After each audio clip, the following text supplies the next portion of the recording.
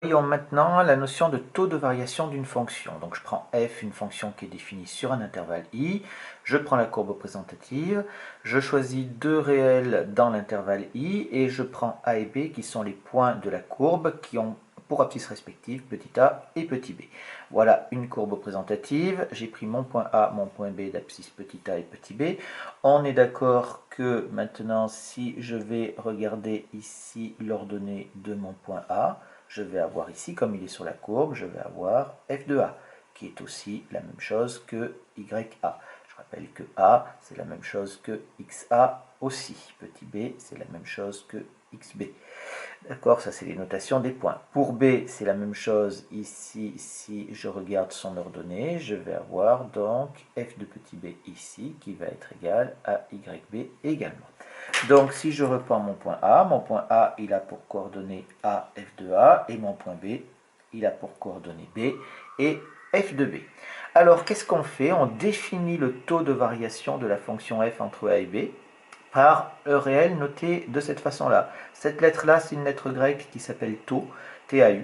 Et on le note T de AB, donc c'est le taux de variation de la fonction f entre A et B. Et on calcule tout simplement ici f de B moins f de A sur B moins A, c'est-à-dire le deuxième moins le premier, les images en haut et les ordonnées et les antécédents en bas.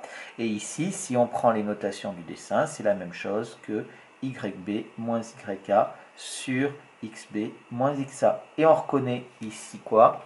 On reconnaît la formule du calcul du coefficient directeur de la droite, pas de n'importe quelle droite, mais de la droite AB. Donc voilà en fait ce que c'est que le taux de variation d'une fonction entre deux réels pris dans un intervalle.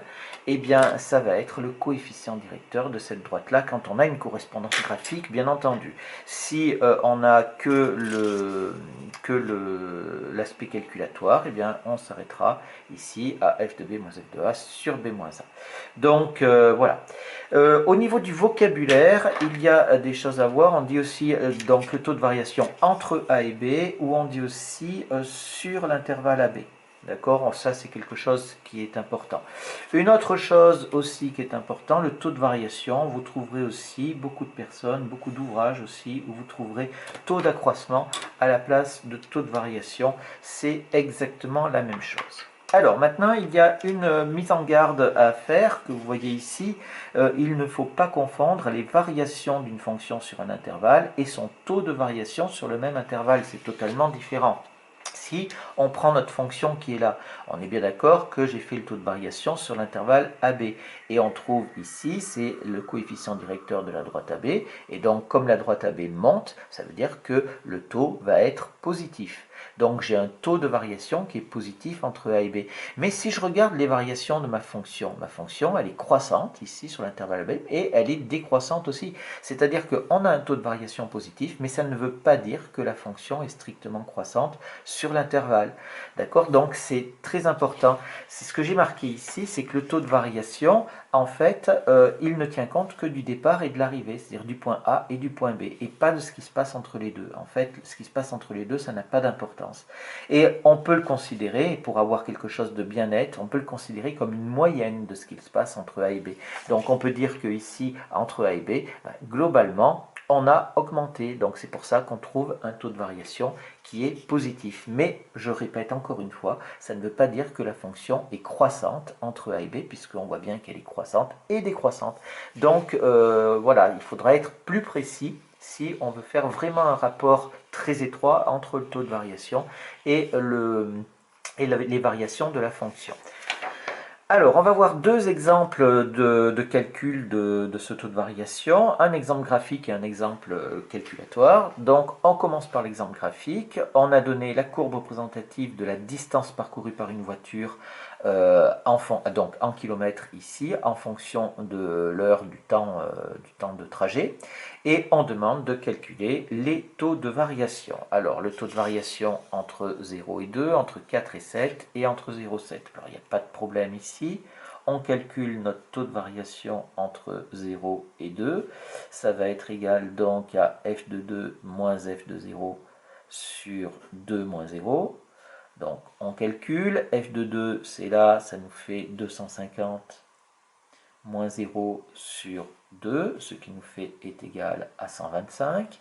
Si je calcule mon taux de variation entre 4 et 7, eh bien, il n'y a pas de problème aussi. Ça nous fait f de 7 moins f de 4 sur 7 moins 4.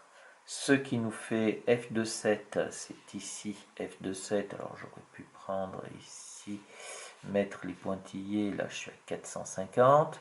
Ici, pour f de 2, là, j'étais à 250, histoire de bien l'avoir. J'ai 2. 4, 7, ici, pas de souci. Donc, f de 7, on a dit que c'était 450, moins f de 4, on est ici, on est à 250 sur 7 moins 4, c'est-à-dire sur 3. Ce qui nous fait ici 200 sur 3, ce qui nous fait environ 66,7 ici. Ensuite, le dernier taux à calculer, c'est entre 0 et 7, ce qui nous fait f de 7 moins f de 0 sur 7 moins 0, ce qui nous fait donc 450 sur 7. On trouve aux environs de 64,3. Voilà donc pour ces calculs de taux, c'est vraiment très très facile. Ça, c'est donc la première question. La deuxième question, on vous demande dans le contexte de l'exercice que représentent ces taux, ou alors on vous demande d'interpréter. Ça, ce sont toujours des questions qui peuvent paraître un petit peu difficiles. Vous voyez bien qu'en fait, qu'est-ce qu'on a fait? On a divisé, quand on calcule f de 2 moins f de 0, f de 7 moins f de 4 ou f de 7 moins f de 0, on a calculé la distance parcourue par la voiture. Et on a divisé par le temps.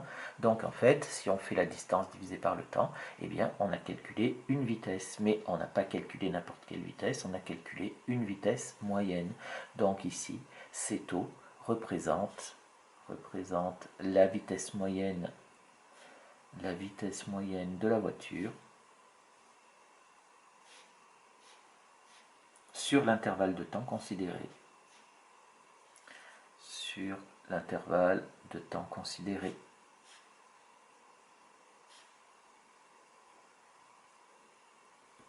Donc ici, vous voyez que sur les 2 premières heures, la voiture a roulé en moyenne à 125 km, donc il s'agit certainement d'un trajet autoroutier. Et après, entre 4 et 7, 66,7, donc ça c'est plus un trajet sur la route. Et ainsi de suite. Et on a la moyenne totale sur le trajet. On comprend bien qu'il y a eu une pause de 2 heures au milieu, etc. Ce qui est important, c'est ça, c'est que le taux représente la vitesse moyenne. Ça, c'est une compétence que vous devez avoir en classe de première. Vous devez savoir que si on vous parle d'une distance et du temps, le taux de variation va correspondre à la vitesse moyenne. Donc ici, on rappelle les formules, c'est-à-dire que la distance est égale à la vitesse multipliée par le temps, ou la vitesse est égale, ce qui est équivalent à dire que la vitesse est égale à la distance divisée par le temps. Voilà, ça ce sont des formules que vous devez impérativement connaître. Certes, c'est de la physique, mais vous pouvez le rencontrer en mathématiques et vous n'aurez absolument aucun rappel là-dessus. Un dernier exemple donc par le calcul. On vous demande de calculer le taux de variation de la fonction carrée sur l'intervalle 1, 4. Donc ici, on a f de x qui est égal à x au carré, puisqu'il s'agit de la fonction carrée. Et donc, si je calcule le taux de variation de ma fonction carrée sur l'intervalle 1, 4, c'est-à-dire le taux de variation de la fonction entre 1 et 4, c'est égal donc toujours à f de 4 moins f de 1 sur 4 moins 1. Ce qui nous fait f de 4, alors on est avec la fonction carrée, donc en fait là on n'a pas de dessin, mais qu'est-ce qu'on va faire? On va calculer avec la formule de la forme explicite de la fonction, donc ça nous fait 4 au carré moins 1 au carré sur 4 moins 1, c'est-à-dire sur 3, ce qui nous fait donc 15 tiers, ce qui nous fait est égal à 5. Ici on n'a pas de contexte, donc on n'interprète absolument pas.